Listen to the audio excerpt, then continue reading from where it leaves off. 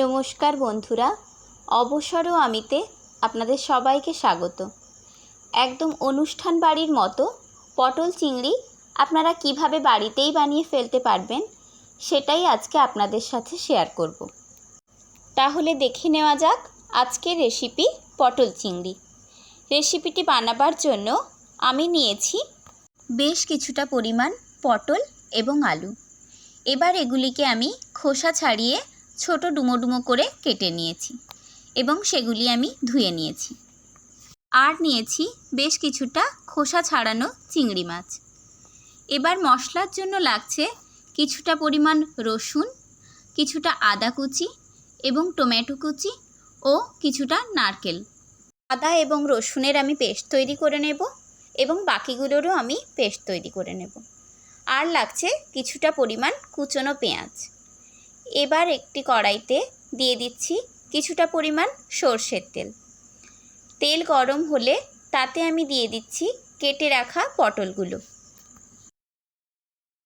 এবার পটলগুলো ভেজে নেবার জন্য দিয়ে দিলাম 1 টিস্পুন হলুদ গুঁড়ো এবং স্বাদ মতো নুন এবং মিডিয়াম ফ্লেমে পটলগুলোকে 3 থেকে 4 মিনিট পর্যন্ত ভেজে নেব। দেখতেই পাচ্ছেন পটলগুলো বেশ লাল লাল করে ভাজা হয়ে গেছে। এবার এগুলি আমি একটি পাত্রে তুলে নিচ্ছি। সমস্ত পটলগুলো আমি তুলে নিয়েছি। এরপর ওই তেলেই আমি দিয়ে দিচ্ছি ডুমো ডুমো করে কেটে রাখা আলুগুলো। যেহেতু পটল ভাজার সময় হলুদ দিয়েছিলাম তাই তেলটা সামান্য হলুদ হয়ে আছে। আমি আলাদা করে এখন আর হলুদ দিচ্ছি না।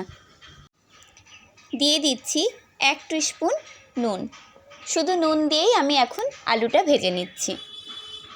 খেয়াল রাখবেন এই সময় গ্যাসের ফ্লেম কিন্তু লো টু মিডিয়াম করেই ভাজবেন, তাহলে আলুগুলো ভেতর থেকেও সেদ্ধ হয়ে যাবে, না হলে ওপরটা লাল হয়ে যায় আর ভেতরটা কাঁচা থেকে যায়। প্রায় মিনিট 4 মতো সময় ধরে আমি আলুগুলো ভেজে নিয়েছি। দেখতেই পাচ্ছেন আলুগুলো বেশ লাল লাল করে ভাজা হয়ে গেছে। এবার আমি এগুলি কড়াই থেকে তুলে নিচ্ছি।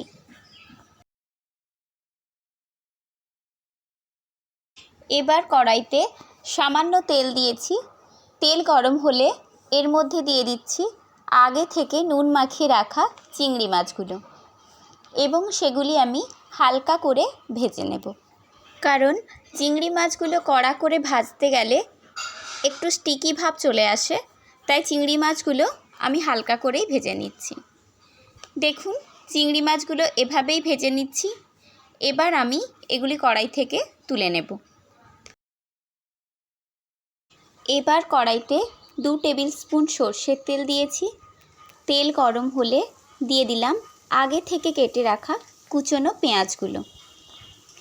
পেঁয়াজগুলো সামান্য মজে এলে এর মধ্যে দিয়ে দিচ্ছি সামান্য একটু নুন এবং মিডিয়াম ফ্লেমে পেঁয়াজগুলো ভেজে নেব।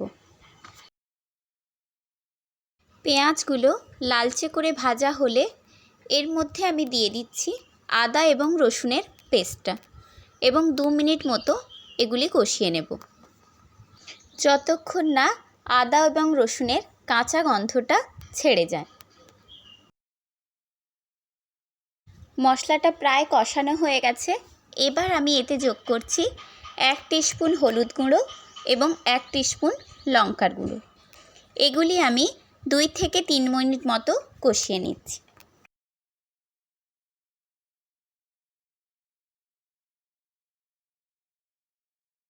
এরপর আমি এতে দিয়ে দিচ্ছি একটি মিডিয়াম সাইজের টমেটোর পেস্ট, যেটি আমি আগেই উপকরণগুলো দেখানোর সময় কেটে রেখেছিলাম। সমস্ত কিছু আমি ভালো করে মিশিয়ে নিচ্ছি এবং লো টু মিডিয়াম ফ্লেমে আরও 2 মিনিট মতো মশলাটাকে কষিয়ে নেব।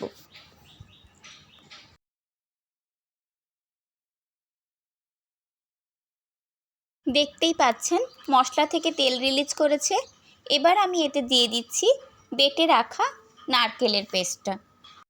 এই সময় খেয়াল রাখবেন গ্যাসের ফ্লেম কিন্তু লোতেই থাকতে হবে, তা না হলে মশলাটা লেগে যাবার সম্ভাবনা থেকে যায়। যেহেতু পেঁয়াজ ভাজার সময় আগে থেকেই নুন দেওয়া ছিল, তাই আমি এখানে নুনের ব্যবহার করব না, সামান্য একটু চিনি দিচ্ছি যাতে টমেটোর টক ভাবটা ব্যালেন্স থাকে।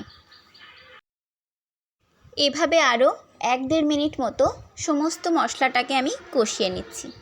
দেখতেই পাচ্ছেন খুব সুন্দর একটা রং এসেছে।